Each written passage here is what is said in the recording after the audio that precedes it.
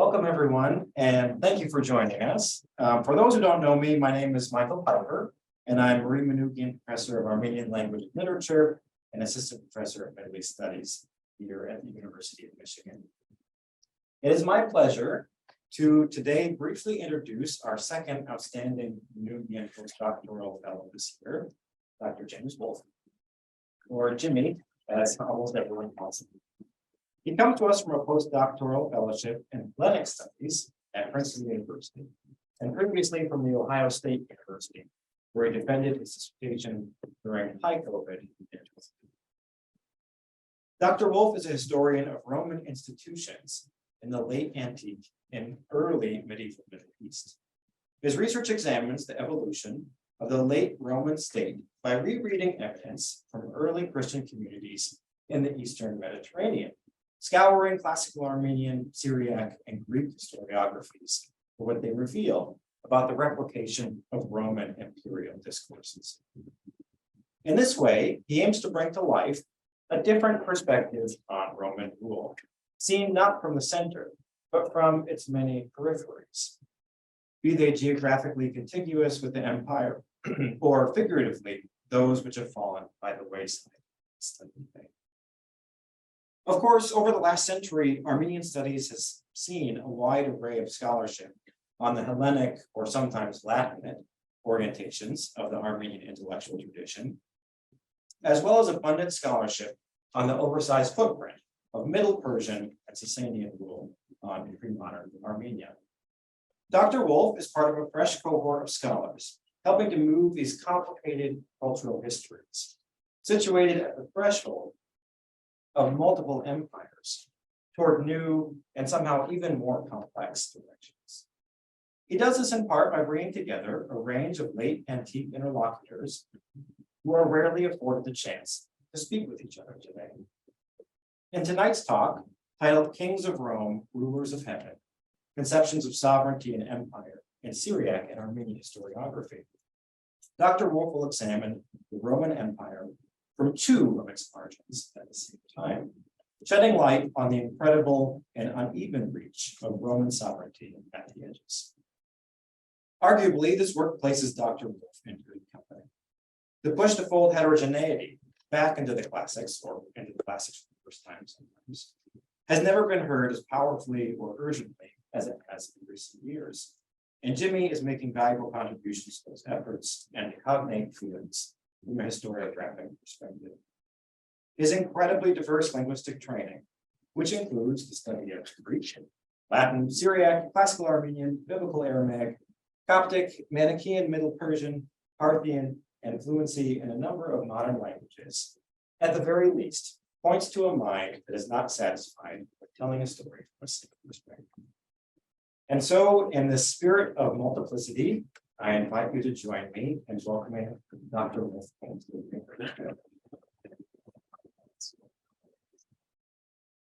Thank you, Michael. I wish I could summarize what I work on so eloquently as that. I might have to steal that in the future.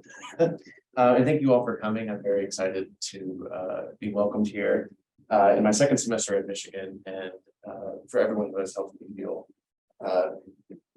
at home as I turn off the microphone. Okay. So in today's talk, we will be exploring conceptions of sovereignty and empire in Syriac and Armenian literature from the 5th through roughly the 13th centuries. Rarely given their due credit in the history of political thought, Syriac and Armenian writers used the writing of history to navigate their place in the ever-changing political landscapes of the late antique and medieval Middle East, and equipped their communities with the discursive tools necessary to conceptualize their relationship to the empires they lived in and the emperors who ruled over them.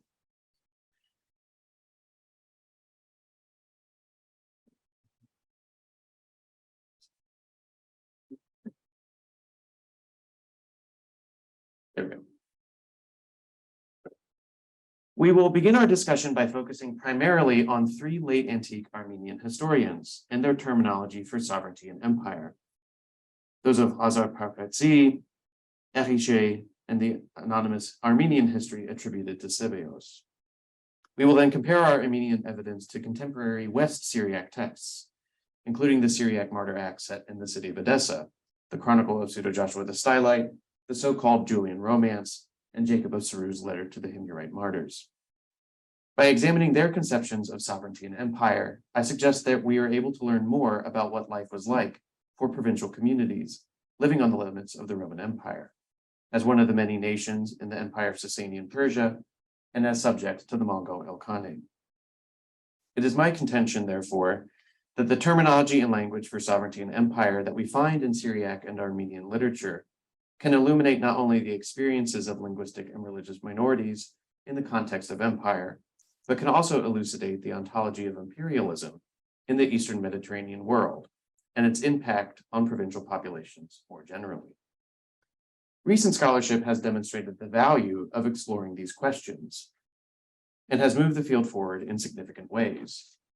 Recently published in 2021, The Good Christian Ruler in the First Millennium brought together contributions from scholars in various disciplines in order to examine conceptions of sovereignty in the literary traditions of the broader Mediterranean. Each chapter individually and collectively investigated how early Christian communities theorized what constituted a good ruler and how Christian political thought shaped imperial ideology. Although several chapters in The Good Christian Ruler already cover many of the themes that we will be discussing today, the chapters that discuss Syriac and Armenian evidence in particular do so separately and without comparison. I argue, however, that it is in fact through comparison that we are able to discover that while Syriac terminology for imperial institutions was both diachronically and synchronically extremely stable, Armenian terminology was not. This contrast, I argue, suggests that Syriac and Armenian-speaking communities had divergent experiences of empire, and that these divergent experiences shaped not only how they thought about imperial authority, but also how they thought about themselves and their communities.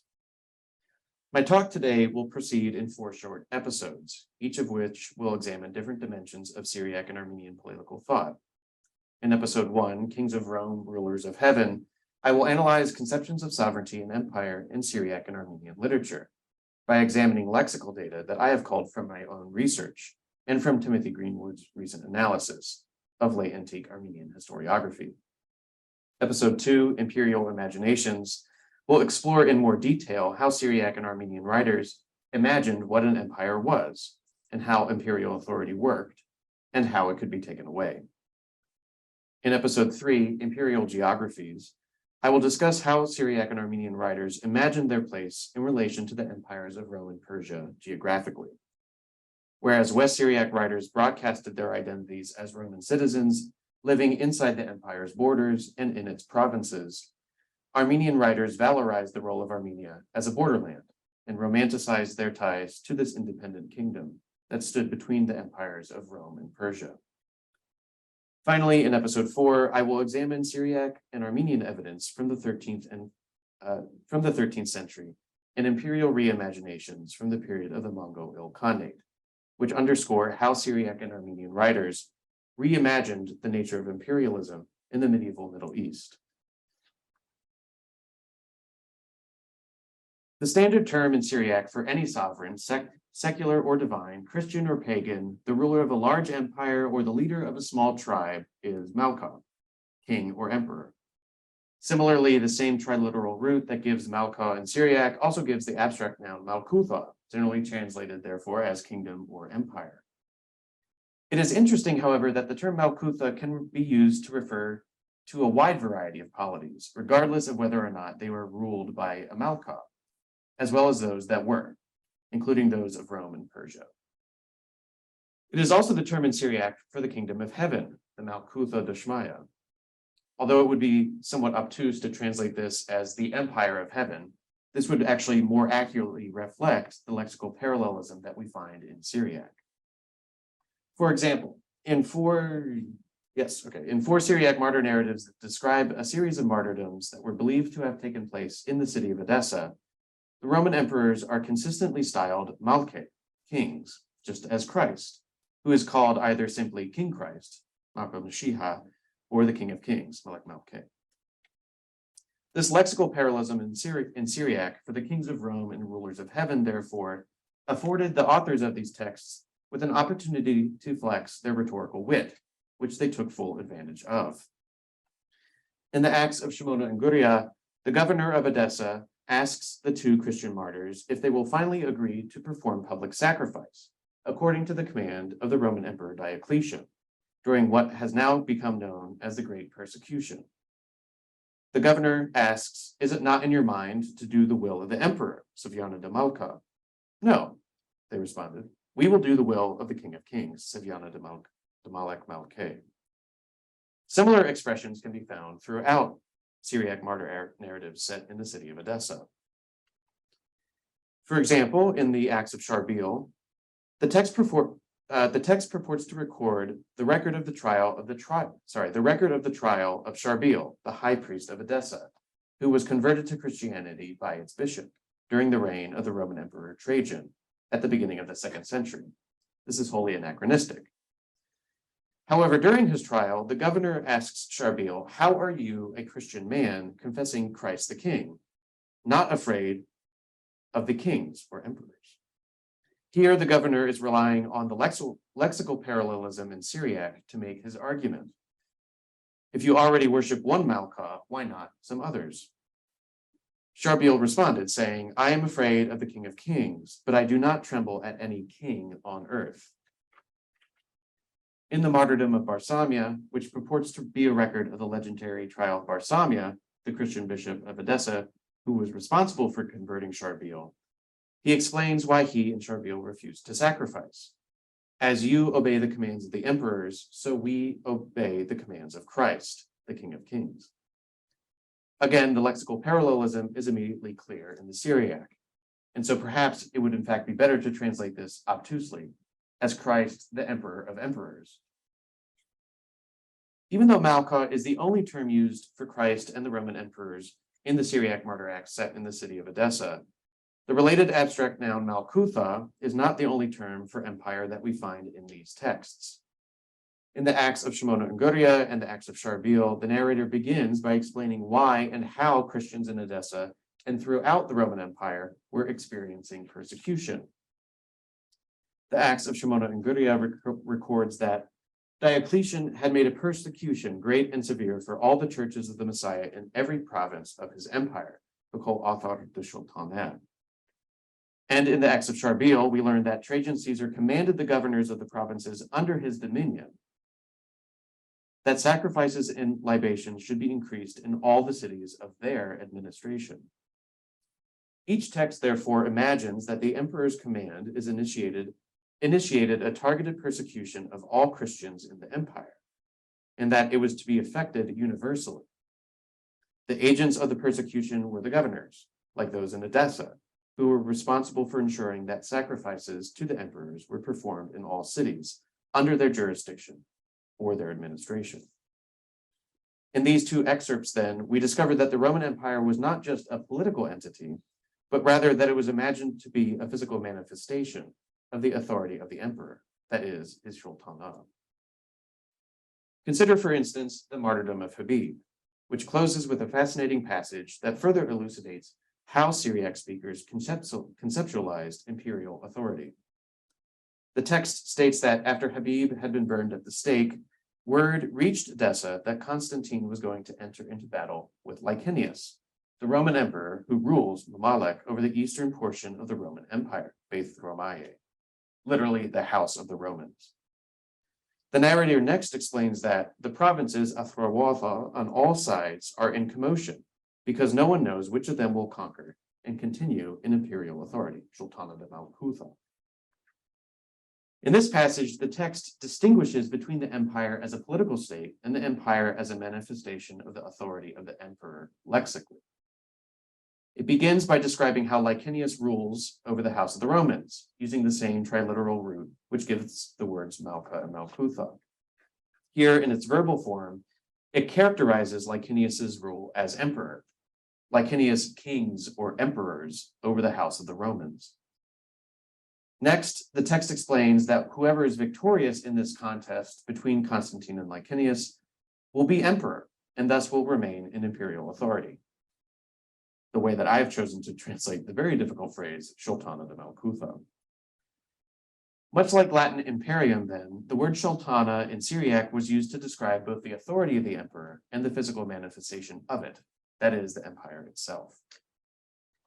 We find similar terminology for sovereignty in the 6th century Chronicle of Pseudo-Joshua the Stylite, a Syriac historical text which further demonstrates how Syriac writers in the late Roman Empire thought that imperial authority was wielded by the emperors of both Rome and Persia. For example, Pseudo-Joshua laments that some silly people, unlike him, have blamed Anastasius, the emperor of the Romans, at the beginning of the 6th century, for the war that had broken out between Rome and Persia. They did so instead of blaming Zeno, who was actually responsible, Pseudo-Joshua states. He records that they have blamed the one holding imperial power, Ahid Sultana, the believing emperor Anastasius, Malcolm Haimna Anastasius. Elsewhere in the Chronicle, Pseudo-Joshua explains that Anastasius didn't actually want to go to war with Kavad, the Persian emperor, but that he was forced to, because Kavad had already begun threatening war for several years.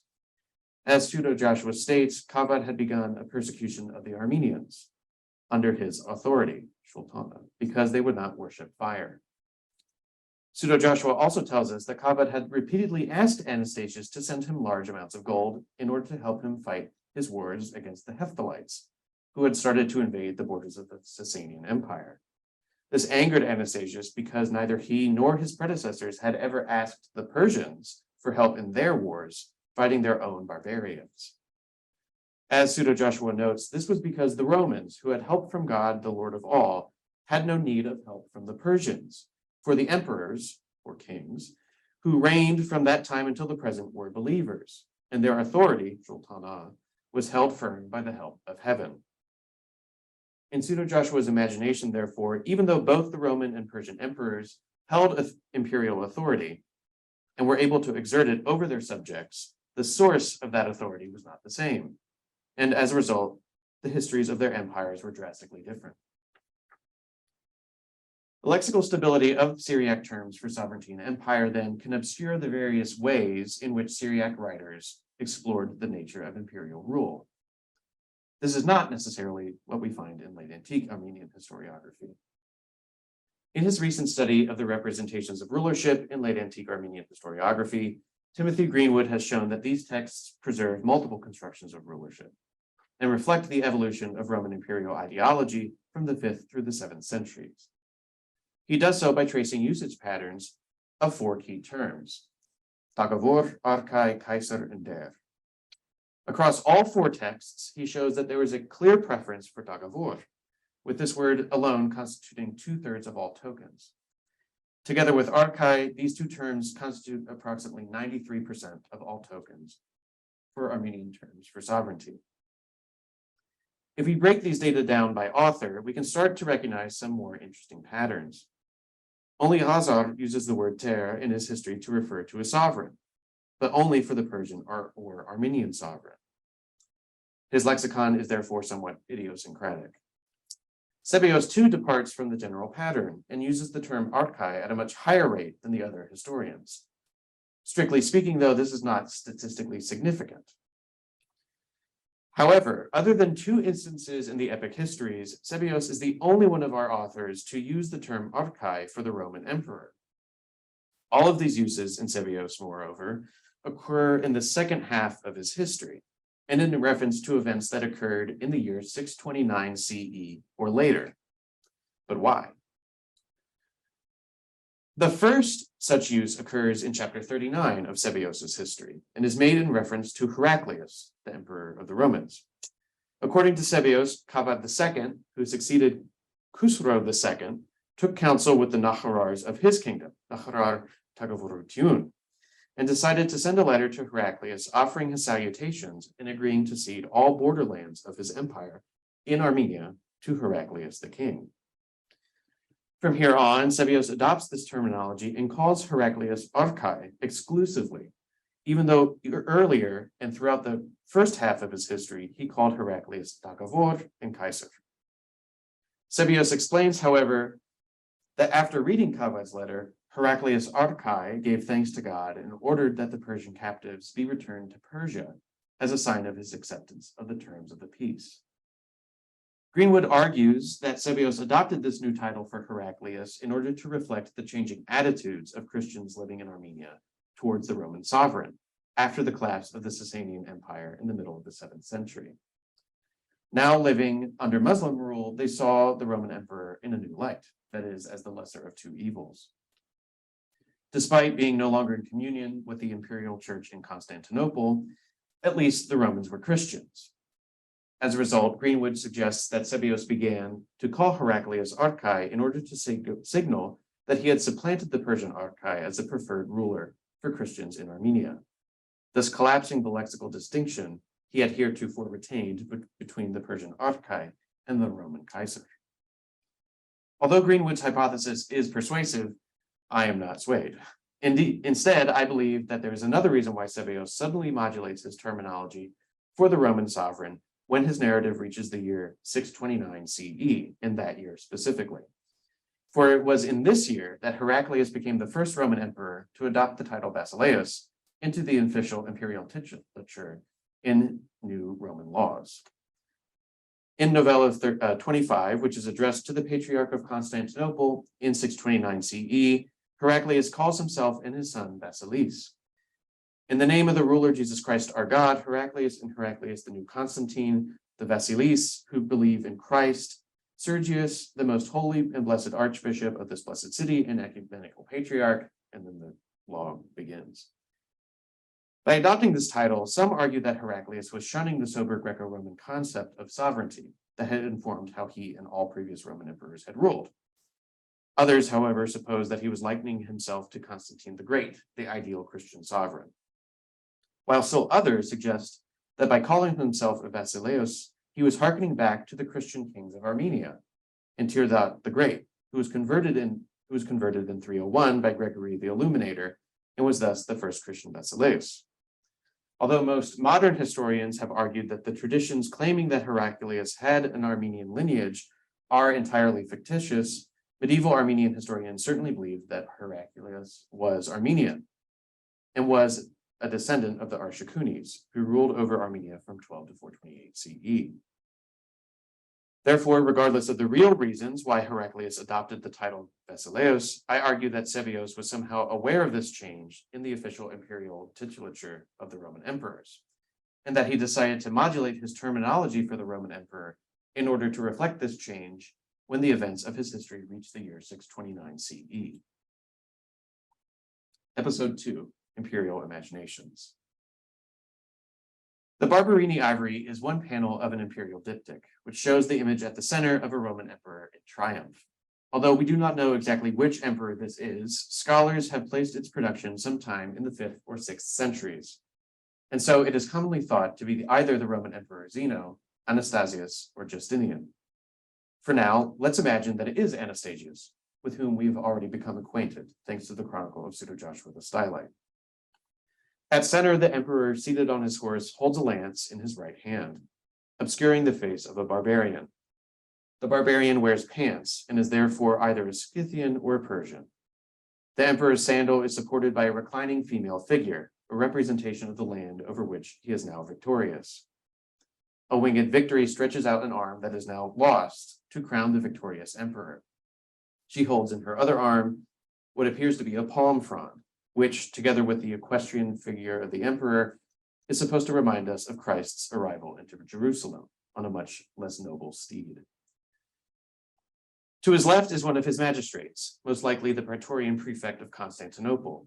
He wears the sword of his office on his left hip and presents a figure of a winged victory to the emperor. Below are the emperor's new subjects, newly subjugated to the empire, and they are shown in procession bringing him tribute. Above, the image of Christ Pantocrator blesses the emperor with his right hand and holds a scepter in the form of a cross. Two angels flank this image, representing how, as Pseudo-Joshua explained in his chronicle, Anastasius and all other Roman emperors were confirmed by his authority. If this is indeed Anastasius, then this image represents visually the same conceptions of sovereignty and empire that Pseudo-Joshua explores lexically in his chronicle. The Barberini ivory is one of the only panels of an imperial diptych to survive from late Roman Empire, And so when I was in Yerevan in 2019, I was shocked to see what I thought to be another one that was on display at the Matenadaran. In fact, I thought it was a copy of the Barberini ivory. It looked so similar, but it was not. Instead, it was one of the carved ivory panels now used as the front cover of the Ecmyadzin Gospels, which were copied in 989 CE in the Noravank monastery in Siunik. The ivory panel is one half of a now lost imperial diptych that was produced in Constantinople in the 6th century, perhaps in the same workshop as the Barberini ivory. The front cover shows Mary, the Theotokos, at center. She holds the Christ child with 2 angels flanking her. She is seated on a throne, and much like the emperor, one of her feet is raised, giving the impression that it is coming out at you in 3 dimensions. The upper panel is almost identical to that of the Barberini ivory, except in the center of the roundel, we see an image of the cross instead of Christ. Below, Mary appears seated with the Christ child in her lap, and she is receiving gifts from the 3 magi, dressed in the same way as their barbarian counterparts in the same location on the Barberini ivory. The iconography of the Ecmyadzin Gospels and the Barberini ivory reveals an important dimension of Roman imperial ideology in the late empire. The Roman emperor was not simply granted the authority to rule by Christ, but was also thought to be a reflection of Christ the King. His rule, and by extension, the Roman Empire itself, was a reflection of the kingdom of heaven. As the bilingual inscription on this gold solidus of Basil I and his son Constantine from the 9th century reads, "Christ is king of those who rule, rex regnantium." Syriac and Armenian historians shared the belief that imperial authority was granted to the Roman emperor by God, and that the emperor wielded that authority not just as an extension of divine authority, but also in imitation of it. The operative question then was not if an emperor enjoyed divine favor, but from whom. According to the 6th century Syriac text known as the Julian Romance, even the pagan emperor Julian the Apostate, who attempted to reestablish traditional Roman religion in his short reign from 361 to 363 CE, conceptualized the source of his imperial authority in the same way. In the text, Julian attributes his military victories while on campaign in Persia to the pagan gods of Rome. We offer thanks to the immortal gods who have given this day to our empire or kingdom. The emperors or kings before me desired it, but it was not given to them to see. Those of the house of Constantine, men who had overpowered 5 small kingdoms, were not inconsiderable. But without their belief in the gods, this day was not given to them. In his prayer, Julian next explains that not only did the traditional gods of Rome turn their faces away from the empire of the house of Constantine, but they also abandoned their dominion. Later in his prayer, Julian emphasizes again that the reason the house of Constantine were met with defeat in a series of battles against the Persians was because the gods had in fact left. They had departed from the Roman Empire and went over to live in the Persian Empire. Now, when the house of Constantine died off and Julian was summoned by the gods to take over their government and sit on the throne of their Malkutha, he states that he attacked Persia because that was where the gods of Rome were living, and he wanted them to return to their hereditary land. Julian's prayer, therefore, expresses the same basic ideology that we find in the Chronicle of Pseudo-Joshua and in the Barberini ivory, an ideology that can be traced back to the Roman Republic. The gods of Rome, and later the Christian God, were believed not only to offer aid to the Roman state in return for their worship, but also to have lived in the empire itself. As Cliff Ando has explained, Rome was thought of as a community that includes the gods. Late antique Armenian historiography reveals a similar conception of imperial authority.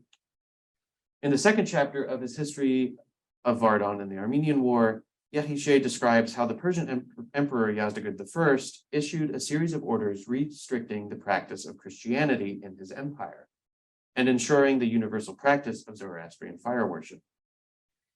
Every Azg and tongue that is under my authority, Ishhanutun, should abandon each one's erring religion and join only to the worship of the sun, offering sacrifices and calling it a god, and serving the fire. After issuing this order, Yazdegerd enjoyed a series of victories against the Kushans, much like Julian did in his campaign in Persia. And so, perhaps just like Julian, Yazdegerd attributed his recent good fortune to the gods. he asked his Zoroastrian priests how to best honor the gods for their aid in his victory. And in unison they responded, "The gods who granted your reign and victory over your enemies have no need to seek visible honors from you, but only that you remove all erroneous teachings of men and bring them to the single honorable Zoroastrian religion." Together, the Julian Romance and Yechish's history demonstrate that Syriac and Armenian writers imagined that even non-Christian emperors thought that their authority derived from heaven, and that their victories were the result of divine aid, just like their Christian counterparts. Moreover, as Julian's prayer demonstrates, imperial authority was not imagined to be absolute, nor was it guaranteed. As Ghazar explains in his own history, when the Armenian Nahorars became enraged by the sinful behavior of their king Artaxerxes IV, they decided to go to the king of the Persians, Bahram V, and ask him to remove him from his kingship, since by his actions he had shown that he was unworthy of it. When Sahak, the patriarch of Armenia, heard of their plan, he advised them instead to pray that God would send Artaxerxes on the right path, since it was not right for them to bring a believing king for the tribunal of a non-believer, on Havatitzen. Now, if it was a question about bringing Artaxerxes before a believing king, Havatatzial Tagavorin, that's another question. But instead, Sahak advised them, do not attempt, as some of your ancestors did, to destroy your native lords, Benik Diarsid. Unfortunately for Sahak, the Nahorars did not heed his advice. And when they presented their case to Bahram V, the Persian emperor immediately sent for Sahak and asked him to corroborate their claims. Sahak, however, denied that he knew anything was wrong and said that he personally had no issues with Artaxerxes or his reign. This is because Sahak knew, Ghazar explains, that Bahram and the Armenian Nahorars actually wanted to do away with the kingdom of Armenia, and indeed they did. Bahram ordered that from then on there was no longer a need for a king of Armenia, but rather an Iranian prince, Ishan Parsits, would oversee the Armenians and determine whether they were loyal or disloyal to the Persian emperor. As a result, Ghazar laments that it was in this year that the land of Armenia fell under the burden of servitude to the impious authority of the Persians. Both Ghazar and Sahak therefore realized that by bringing their complaint about the king to the Persian emperor, the Armenian Nahorars undermined their claim to autonomy and invited the dissolution of the Arshakuni dynasty. Indeed, this event did mark the end of the official independent kingdom of Armenia in 428 CE, and Artaxerxes IV was the last Armenian king to rule over Armenia until the 9th century in the Bagratuni dynasty. What is noteworthy about Ghazar's account is that Sahak is shown to have prioritized political concerns over religious concerns. Even for the Patriarch of Armenia, a bad Christian ruler was better than any non-Christian ruler, and a native Armenian king was better than any prince of Persia. Episode 3, Imperial Geographies. Ghazar, perhaps more than any other late antique Armenian historian, romanticizes the land of Armenia itself, praising its hills and mountains and likening it to paradise. And so it is perhaps for this reason that he imagines that Sahak would have too valued the rule of a native Armenian king, to such an extent that he would approve of Artaxerxes' otherwise unforgivable behavior. Earlier in the first book of the history, Ghazar explains that the division of Armenia between Rome and Persia shattered the authority of the king of Armenia and left the kingdom in ruins. He records that Arshak III, who ruled from 378 until the partition of Armenia by Rome and Sasanian Persia in 387 CE, had enjoyed absolute rule, over the entire land of Armenia. He saw, however, that the authority of the kingship of his own line had been torn apart, much like the land of Armenia itself, and had fallen into the burden of servitude of two kings, so Tsarayutian, Yerkuts Tagavorats, that is, the emperors of Rome and Persia. For Ghazar, then, the integrity of the land of Armenia was a reflection of and barometer for the integrity of the Armenian kingship and the Arshakuni dynasty. Its partition, therefore, between the empires of Rome and Persia was an act of violence that tore apart not only the land of the Armenians, but their authority. Despite its shortcomings, however, Ghazar praises Armenians' role Armenia's role as a borderland between Rome and Persia. He describes how the Persian Emperor Yazdegerd I was all too aware of the importance of Armenia to the fate of his own empire. He noticed that the land of Armenia was large and useful, a border and gateway to the Roman Empire. As a result, they might submit to the Roman emperor because they share a faith and religion with the Romans. Therefore, Yazdegerd thought, if someone of our line should rule over the land of Armenia, our kingdom will not be troubled, and the Armenians would serve us. He was certainly incorrect. Lazar's description of the land of Armenia, therefore, paints a much different picture than Tacitus does in his Annales, where in the second book he complains that the Armenians are an ambiguous race, or of an ambigua gens. This is because their land stands between Rome and Persia. And so for Lazar, Armenia's geographic location here as a borderland was actually one of its greatest strengths. Unlike their Armenian contemporaries, however, Syriac writers did not think that they lived on the border between Rome and Persia. Instead, West Syriac writers like Jacob of Saru and Pseudo-Joshua the Stylite thought that they and their communities were Roman citizens who lived in the provinces. For example, Pseudo-Joshua records that when Anastasius had heard that the Persian Emperor Kavad I had captured the city of Theodosiopolis in Armenia and had begun to march against the city of Amida, he sent his ambassador Rufinus to meet Kavad. If Kavad was still on the border and had not yet crossed into the Roman Empire, Beth Romae, Rufinus was supposed to try to bribe Kavad from stopping his assault. Unfortunately, when Rufinus arrived there, he learned that Kavad and his army had already crossed into the Roman Empire, and that he was now besieging the city of Amida, modern-day Diyarbakir. The implication of this being, of course, that Amida and the rest of Mesopotamia, including Edessa, was not on the border, but in the Roman Empire in their imagination.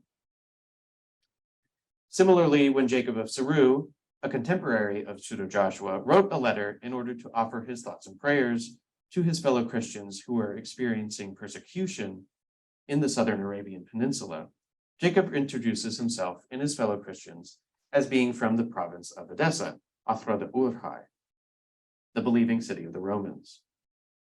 Later, he reiterates his Romanness, saying that we Romans, who live in the peace of the Christian emperors, Mauce Christiane, offer our blessings to you. Not only does this reveal that Syriac-speaking Christians like Jacob of Saru called themselves Romans, but also that they valued living in the provinces of the Roman Empire as its citizens, and that they were aware of the fact that this shaped their experiences both as Christians and as Syriac-speaking subjects of empire. Episode 4, Imperial Reimaginations.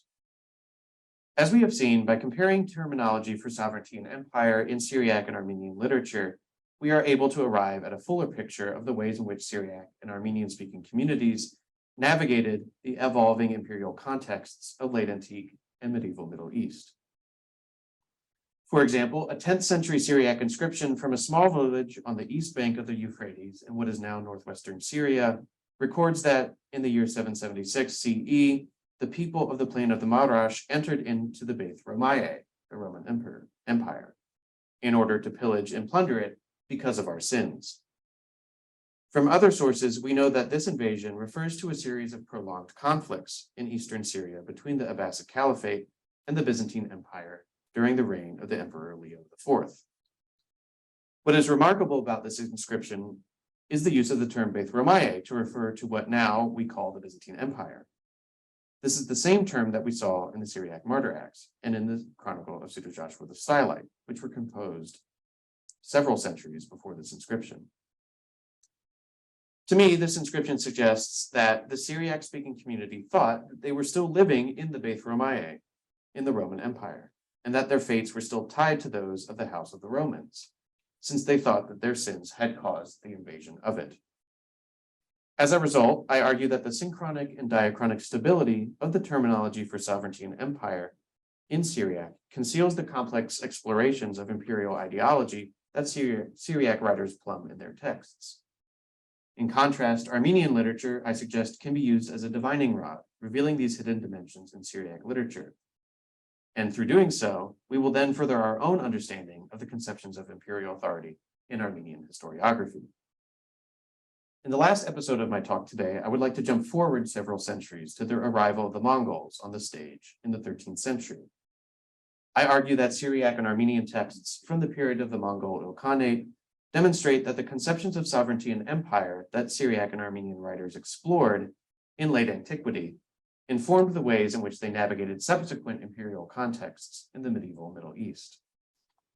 For example, in Grigor Akhnevtsy's History of the Nation of the Archers, which was composed in Armenian in the year 273 CE, we find that Grigor had somehow learned a relatively large number of Mongolian military, administrative, and juridical terms that he incorporated into his history. These have already been collected and studied in great detail by Francis Woodman Cleaves in an article published in 1949. And so I will not go into detail discussing them now here. However, the number of Mongolian loanwords in Armenian literature from this period, including Grigor's history, further underscores the flexibility of the Armenian lexicon and its ability to incorporate new terms for sovereignty and empire in order to meet the needs of Armenian-speaking communities in the medieval Middle East. Contemporary Syriac evidence, however, does not display such a flexibility. For example, 3 inscriptions that date to the 13th century during the period of the Mongol Ilkhanate style different Mongol rulers Malka Zakia, a victorious emperor, the same title that is given to Constantine and Anastasius in late antique Syriac literature. The first is a dedicatory inscription in southeastern Turkey, honoring the restoration of a gate for a convent. The text states that this gate was restored in 1249 or 1250 CE in the days of Malka Zakia Nejm ad-Din Malik as-Said, and prays that the Lord might give him a long life. This Nejm ad-Din was a member of the Ayyubid dynasty that ruled over the Jazeera and Syria-Palestine until 1260 CE. In another inscription from the same convent dated to the year 1255, 1256 CE, Nejm ad-Din is styled the victorious emperor Malka Zakia once again. Next, the text prays that the Lord grant him a long life, he who is the crown, Taga, of all kings, to call home Malke. The word Taga is very rare in Syriac literature, but it does exist. And so it is surprising to find it here. But it is of interest to us because of its obvious connection to the first component of the word Tagavor in Armenian, the crown bearer.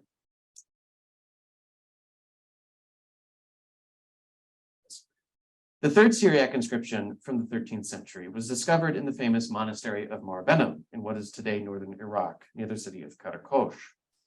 The inscription states that in the year 1294-1295, the Malka Zakia Khan Baidu came and took the monastery and massacred its inhabitants. Later, however, after the abbot of the monastery went to the Malka Zakia and asked for his help, the Khan sent him away with presents in honor of Marbenem, because the Malka felt guilty. Although their first encounter with the Baidu Khan, the Mongol Ilkhan of Iran, was less than ideal, it seems as though his willingness to apologize to the abbot and send gifts in honor of the patron saint of the monastery was enough to appease the Syriac-speaking community there. This inscription therefore reveals that Syriac-speaking communities still imagined that imperial sovereignty was contractual, as it was for the emperors of Rome. To close, however, I would like to revisit an image that we discussed briefly above, that which appears on the gold solidas of Basil I and his son Constantine from the 9th century. On the obverse is Christ, identified by the bilingual inscription Jesus Christus Rex Regnantium, King of those who rule. On the reverse, however, is an image of the 2 emperors, each grasping the cross with their right hand, a sign of their sovereignty and its source in Christ. Consider now the following miniature from a 13th century East Syriac Bible, copied during the reign of the Mongol Ilkhan Hulegu. Hulegu was sympathetic to the Christians, and his wife Dokuz Khatun was a Christian and a member of the East Syriac Church. In the image on the right, we see again 2 Christian rulers grasping the image of the cross at the center with their right hands. On the left is Hulegu, identified in Syriac as Constantine, the Malka Zakia, the victorious emperor. On the right is his wife Dokuz Khatun, identified in Syriac as Helena, the empress, Malkuthal, and the mother of Constantine. In this image, therefore, we see yet another way how Syriac and Armenian-speaking communities both visually and lexically conceptualized the ever-changing political landscapes of the medieval Middle East, and how their experiences here at the crossroads of the world shaped not only how they thought about sovereignty and empire, but also how they thought about themselves and their communities, as well as their relationship to the kings of Rome and the rulers of heaven. Thank you.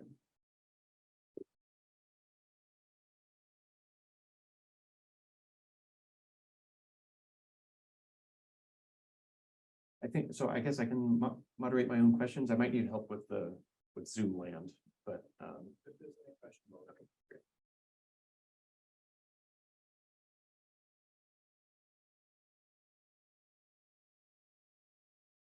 I have a question. Thank you so much for a really rich talk. Thank you. So much to digest. Yes, right. And I had a question about lexical stability overall.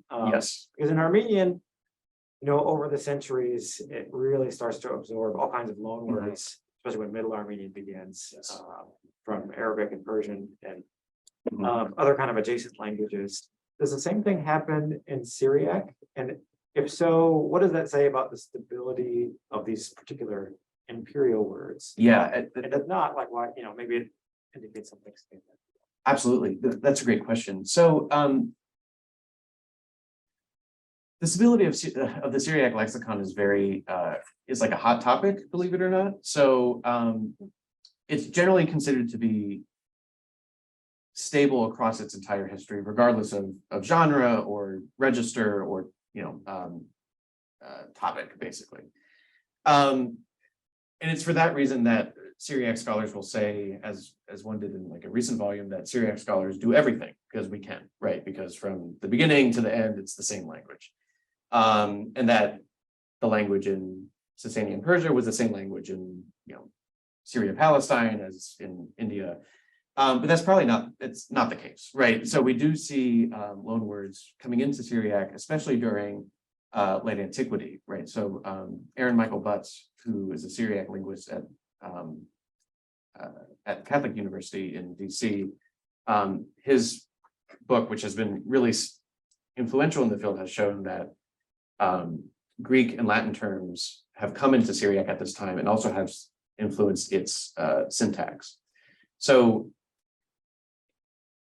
the Syriac language, kind of as a monolithic set of terms and vocabularies, that idea is certainly breaking down, but there is a general stability, I will say, in terms for theological concerns, Christological concerns, and other kind of like ecclesiastical issues. That might be because of how important Christianity is to the Syriac tradition throughout this history, but basically, long story short, there needs to be more research on this, but it is more varied in other domains than it is in terms for sovereignty and ecclesiastical politics. So however we want to think about that. But that's a great question and one I need to look into more of. Yeah.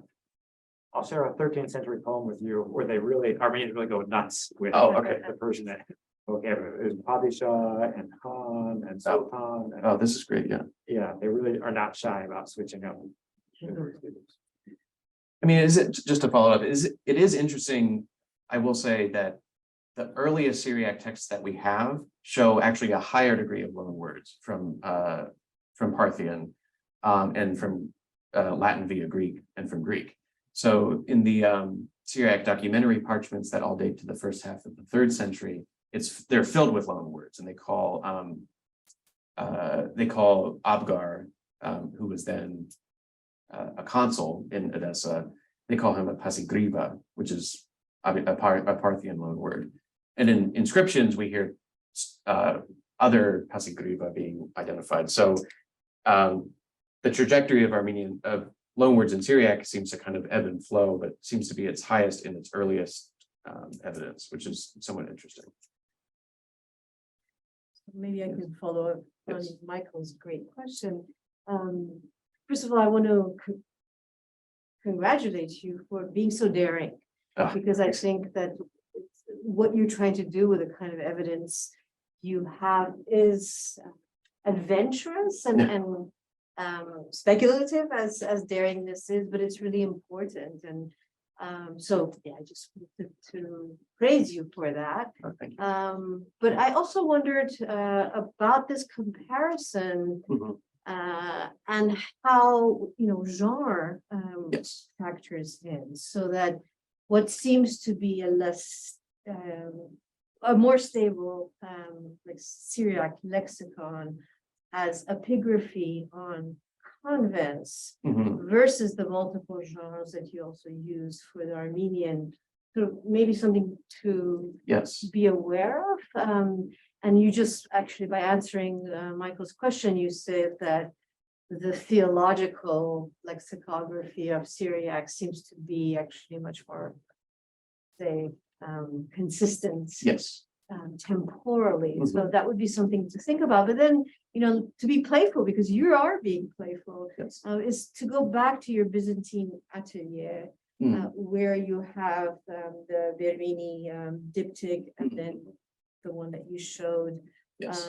of the Virgin Mary, and to think about difference, really, Yes. because I think that already just visibly, there seems to be, a particular kind of set iconography Yes. about kingship that you see with, was it the, which one of the Roman Byzantine kings was depicted there? I'm not sure. But then when you get to the Virgin Mary, first of all, she's so central. Yes. And she's so big, and she's right there. It's not Jesus that's, in a way enlarged vis-a-vis, but it's her, and that was fascinating to see. But then there's a narrative.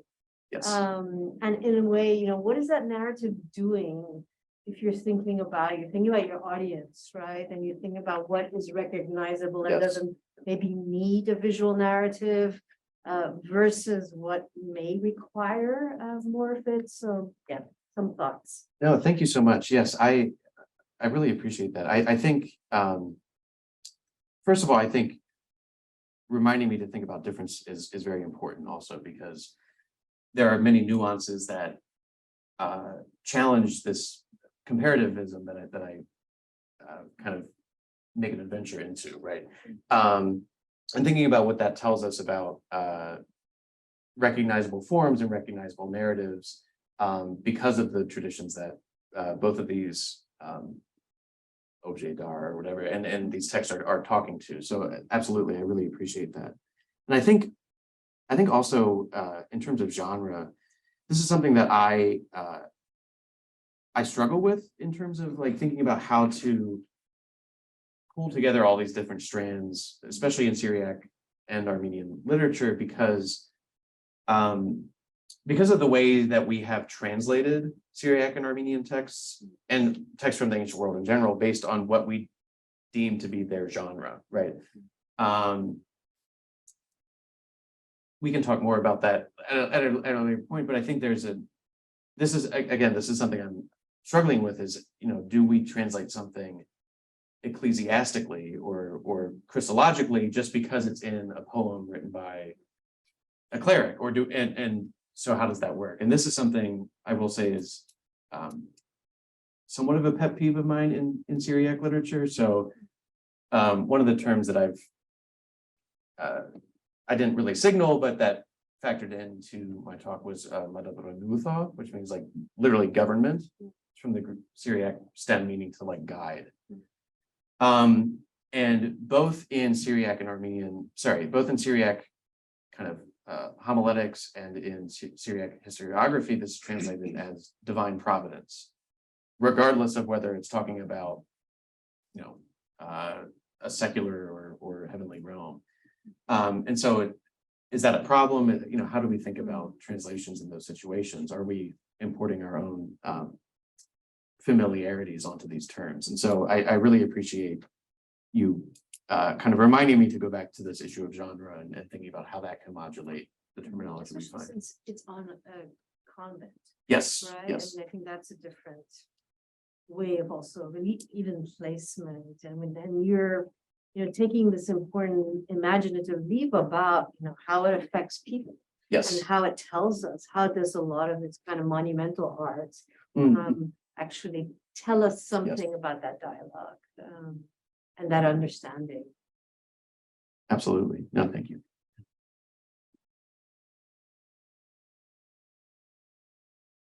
Yes.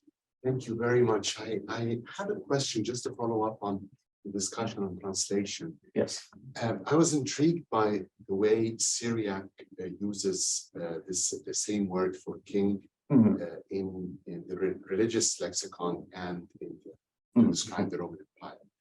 But how does it map to the Armenian words? So this is one question. The other question about the distinction between empire and kingdom. Yes. Because so Syriac doesn't make a distinction, Arabic doesn't, and I think Greek doesn't as well. Like Basilia is empire and also kingdom. So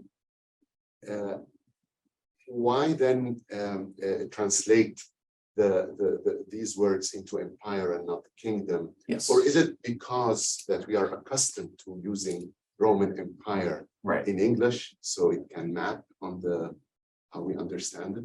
Yeah, no, thank you for this. This is a wonderful question. Yeah. So again, this is something that I'm struggling with when I'm working on this project and these questions, because exactly kind of the last point you mentioned, there's no reason to translate these terms as empire other than the fact that we're talking about, for what I work on, mostly the Roman Empire. And because I want the book and the project to be kind of legible to a larger audience, I feel like it would not work to leave the terms untranslated, which is something that I would maybe have more of a inclination to do in like in an article or something. But then that falls onto, but then what do I translate it as? Do I translate it more obtusely and call it the Roman kingdom throughout, because that's how they seem to refer to it, to kind of emphasize that that parallelism that I've been talking about? Or do I use a way to translate it in a way that makes it seem more understandable to people who are willing and not willing, who are familiar with talking about the empire of the Romans, right, as the Roman Empire. In terms of mapping onto Syriac under Armenian, that's a really hard question. I'm really interested in this too. So the taga in Syriac for crown, like I said, it's not that common of a word, but it does show up quite often in two texts. And I didn't have time to talk about it today, but it shows up in the chronicle, or in the text known as the Julian romance, which we mentioned briefly, but only in reference to the Persian king, or emperor, whatever term we want to call him now. And they'll say, so it comes in a passage where he defeated Julian, who was on campaign, and his nobles come and acclaim him and say, the crown is yours. And they do so over and over again. The other text that it shows up in is in in a homily by Jacob of Saru, an author we also met, on King Abgar of Edessa, who famously wrote a letter to Jesus, and he got a response, and Jesus said, I'm sorry, I can't make it. I'll send a disciple later, right? And then he was converted to Christianity and was an important figure in the Syriac tradition. Long story short, so Jacob wrote this homily in honor of King Abgar, and he consistently calls him the person who has the crown, right? The crown holder.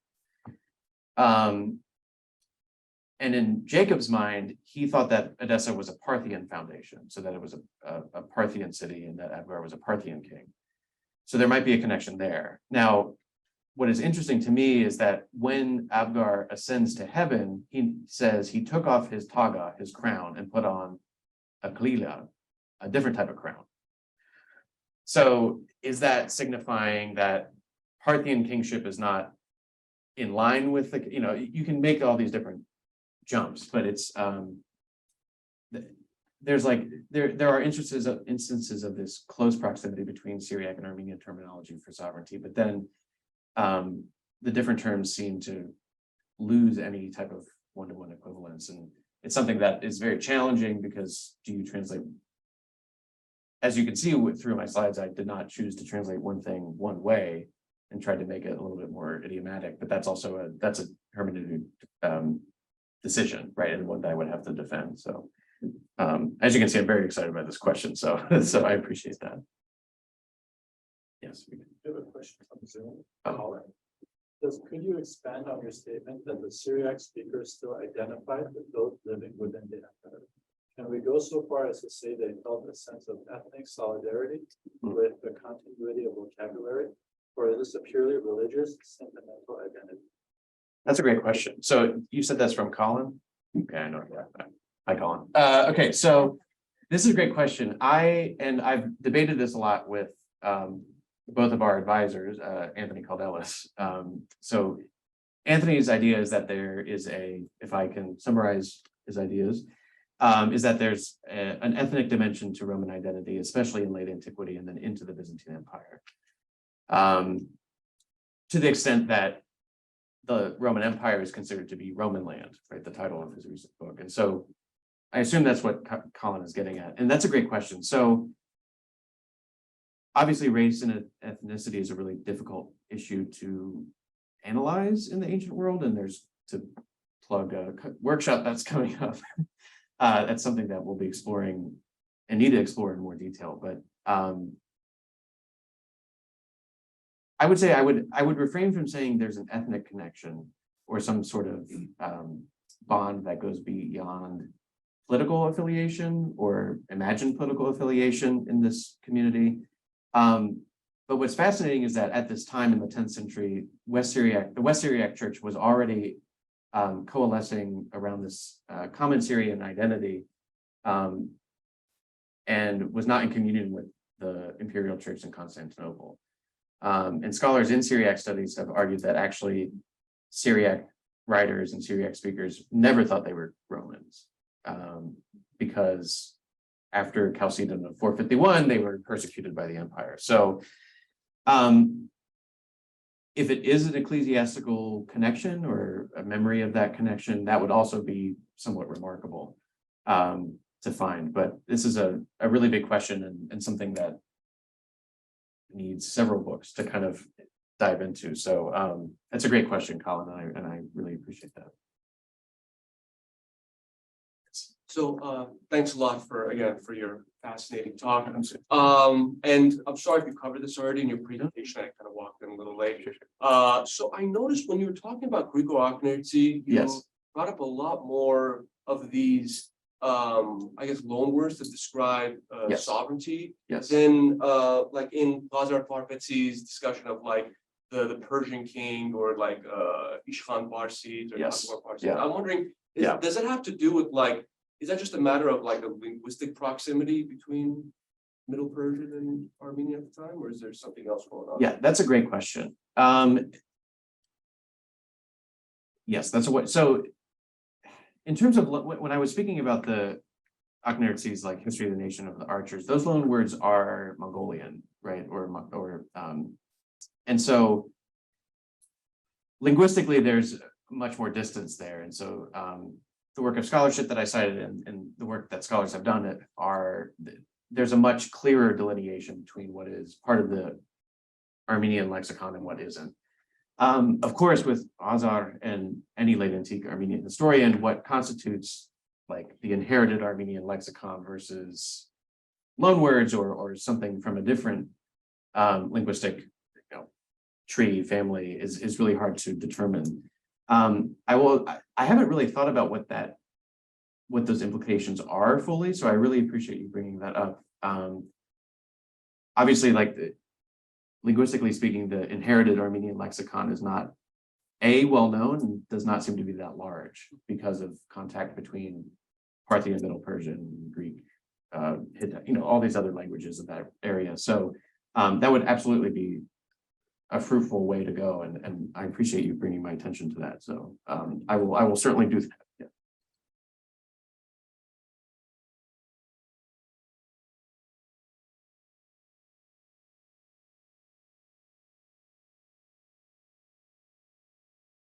following up what it's worth, I think Ishkan is supposed to be one of those hits. Yeah, exactly. Yeah. So, right, this very key word that describes princes, rulers, but then also in its abstract, the dominion itself, something like Sultana, which again, this is one of those connections or these crossovers that needs to be investigated more and that I need to do more on. But absolutely, it's the multi-layered nature of both lexica for Syriac, for the case of Syriac and Armenia, complicates analyses like this. And something that I hope to do is to be willing to kind of take those leaps and see what comes of it. And part of the reason why I do that is because for most of its historiography, the study of Syriac literature has seemed to be the study of just Syriac Christianity. And what that means for our understanding of these texts, but also scholars make statements, and still do today, that Syriac writers were apolitical or ignorant of their political institutions that were influencing their life. And so part of what this talk and my work is hoping to do is show that they weren't ignorant of these things.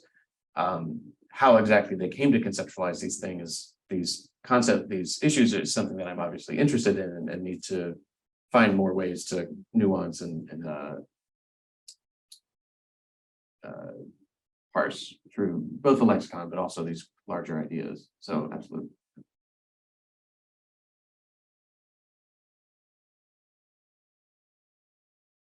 Sorry, I had one more No, follow-up question. Absolutely. So in the in this manuscript illumination of Hulagu and Dawood Khatun, Yes. this sort of posture of like holding the cross and showing the allegiance to Christianity and everything. Yes. Could this be sort of like a continuity of like what we saw in like the Julian romance and Yeshua, like because they, I guess, worship God in some way, or because they offered sort of, I don't know, tribute to God by being pious. Yes. That this maybe accounts for their success or something. Yeah, that's a great question. I think what's interesting about images from manuscripts in this period is that they are often described in a way that makes their distinction between being, okay, so, right, nothing in here says that it's Hulagu or his wife, right? Scholars have identified them as such because of clothing and dress and other images of this type that show the same rulers. In terms of the reason why they are kind of given this pride of place in this manuscript and whether or not that's connected to a belief in the divine or devotion to the divine, I think what's interesting is that they are identified obviously with Constantine and Helena, right? And their connection to the discovery of the true cross. So whether or not that's exactly what they have in mind, saying that it's like they have rediscovered the true cross in kind of being favorable to the Christians. It's a difficult question. And one of the reasons why I'm hesitant to right now kind of pull any other conclusions from this is because we don't know when the rubrics in Syriac were added to this manuscript. Most scholars will say that it's contemporary with the manuscript because it seems to be in a similar hand. But Syriac hands is also very much up to debate. It's very difficult to tell different hands unless we have multiple witnesses to a single scribe. So it also could be something where this is just seen as a ruler, right? Or two Christian rulers, and then later they say, okay, well then this is. What does it say? It says Constantine on the left, Malkazakia, and then it says the sign of the cross or the sign of our Savior, and then on the right it says Helena Malktha, right, the queen. So unfortunately, it's not narrative, but it does provide somewhat of a narrative in terms of its juxtaposition between these three figures, right? The two human and then the one divine. I'm not sure that answered your question, but these are questions that I'm interested in too, and how secure we can be when using this type of evidence for which we don't have a lot of narrative kind of to bolster it about who was the painter, who was the person doing the woodwork. Yes. Sorry, this is a question from someone who is very ignorant still. My question would be, why did you choose to compare the Barberini ivory with the other, I don't know the name of the other panel you showed? Yes. And instead of choosing the consular diptych of the station, we see them also enthroned in point of view. Yeah, in the point of view. Yeah. Oh, yes. Okay. So I see so if I understand your question, why the Barberini ivory and not the other consular diptych? Yeah. Yeah, that's a great. So the reason that I chose this specifically is because of its kind of visual parallels to the Ejmiadzin Gospels.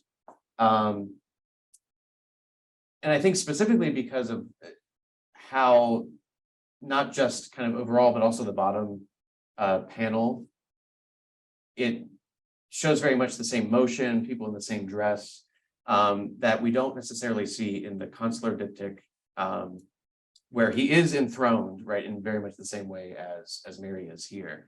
That's a very good point, that kind of the pose of these two figures is quite contrastive in terms of right, the image, or like the associations we have with the image, right? So equestrian Roman emperors is obviously a very popular image at this time. So too is the enthroned Mary. But so too are enthroned emperors, right? So there's more proximal visual kind of connections between these two figures. Something that I'm not an art historian, but I play one on TV. No, that is interesting, and I don't click, it's not working, but it's interesting for me also on the minute scale about how similar these figures are. So like the nose of Mary compared to the nose, actually I might have a better. Yeah, so the nose of Mary and the nose of Anastasius are very similar. Both, there is also like kind of a large vertical spear or line that runs through the image as well. Most people do think that these are from somewhat of the same workshop or Constantinople, but that might not necessarily be the case, because we don't know where they're from, but they're super fancy, so people think they're from Constantinople. But it's interesting to think about what other images both of these independently should remind us of. So thank you for kind of reminding me about that.